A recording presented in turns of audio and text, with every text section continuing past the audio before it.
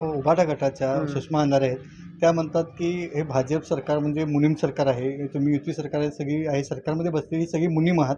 तर काय सांगाल? काय तर त्यांच्या बडबडण्याला कोण लक्ष देत आहे?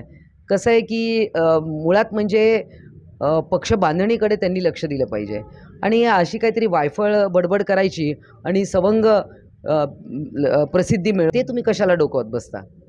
नारायण राणेंचं रेशन हे तुमचं सरकार भरतं, युती सरकार भरतं. हां. त्यामुळे नारायण राणेंचे पितापुत्र हे टिवटिव करतात असंही त्यांनी बोललं आहे. अहो, त्यांनी काहीही बडबड करू दे, त्यांच्या बोलण्याला कोण भीक घालतंय? आणि असं आहे, पहिले तुमचं कर्तृत्व काय? याच कधीतरी बीडमध्ये कधीतरी उभ्या राहिल्या, मला वाटतं 500 मतंसुद्धा मिळाली नाही. त्याच्यामुळे पहिले आपलं कर्तृत्व काय आहे? आपण कोण आहोत?